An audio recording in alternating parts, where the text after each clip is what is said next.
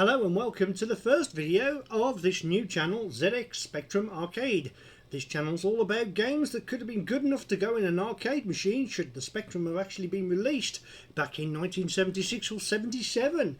As early as that, the games going in the arcade then would have been equally or graphically about the same as what we would get with our humble little 8-bit micro. Hopefully.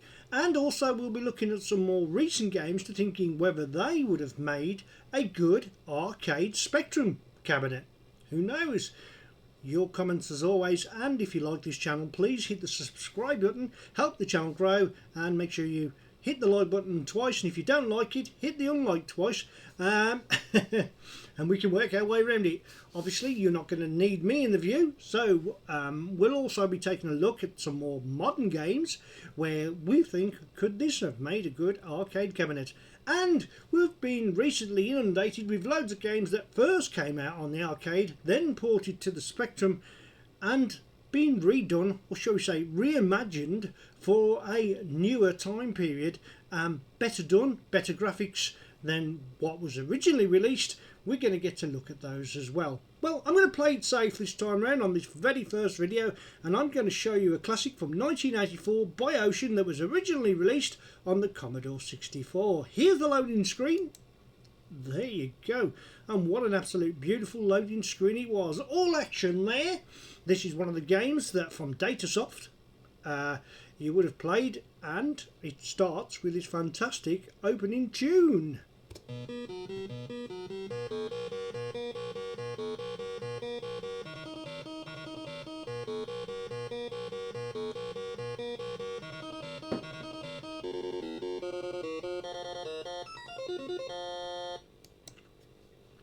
In this game you can either play as one player or two player, or yes, you can play as the opponent or against the computer.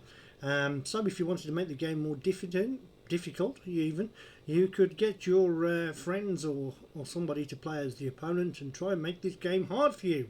You've got the usual choices of ProTech, Kempston Interface 2 or keyboard, which the keys was Q, A, O, P and M.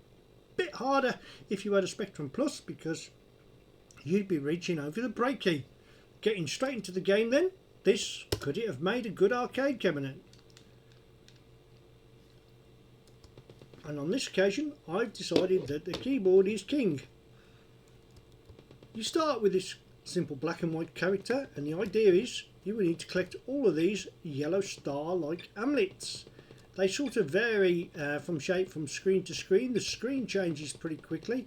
You have two moves. You have punch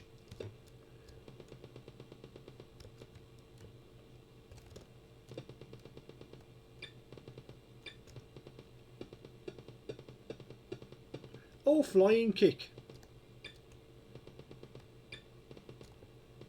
And I remember having absolute hours of fun on this game with my sister. And occasionally giving her the beating she so richly deserved. At the game, of course. I had no chance any other way.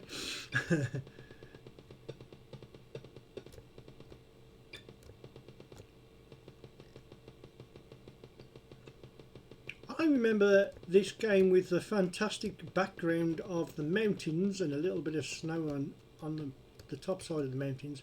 I thought was absolutely delightful and lovely, and it kind of wowed me back in the day. It stands the test of time. It's still good to play. When Bruce Lee ruled the films, and a lot of, shall we say, what was it, sequels to it as well. So once you've cleared all the amulet, the game itself is just a simple platformer game. It gets slightly tougher, but unfortunately for this particular game, if you wanted it to be on the arcade machine, you'd have to ramp up the difficulty an awful lot. And I said that and I died.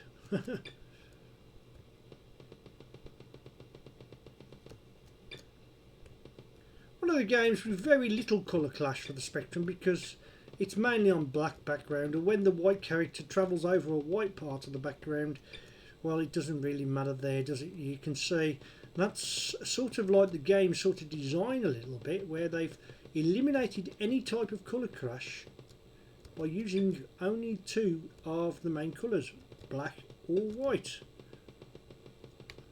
And yet the baddies do you a favour by impaling themselves occasionally for you. I'm getting notifications galore. Typical. Only when I started recording. Always tricky to get this one right, but generally speaking, yeah. So if you wanted to turn this into an arcade game, you'd have to ramp up the difficulty an awful lot.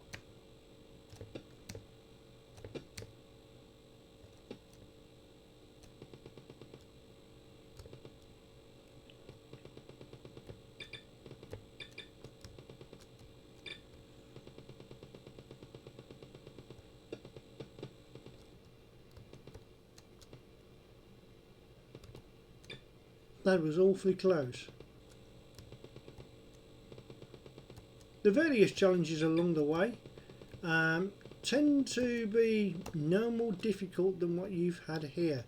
There are some silly little glitches in this game which would have probably been fixed with a little bit extra time, but obviously these sort of games were then rushed after the success of the one on the Commodore 64. Was certainly ported, had a few bugs that, shall we say, slip past the quality control. For instance, the graphical glitches there on that sort of, I don't know what they're meant to be, vines that seem to be scrolling down a conveyor belt maybe. And you've got a unique graphical glitch on this screen too, when I can get back to it.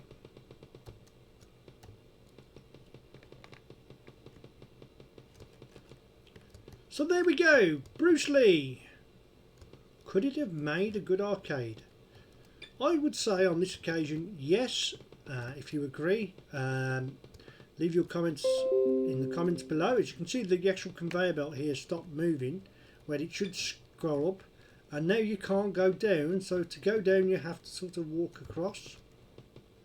And these are all little bugs of the game that wasn't really meant to be there. Just a little bit of refining the code, shall we say, could have stopped that. But the game itself, for its time, was fantastic. Now, perhaps you would have thrown a few quarters in this, but unfortunately you'd have been on it for a long time, and it wouldn't have been very profitable without first making it a lot harder. Great game nonetheless, and certainly worthy of its space in the iconic games of the ZX Spectrum. And we'll leave it there. Hope you enjoyed the first video, and there'll be lots more to come.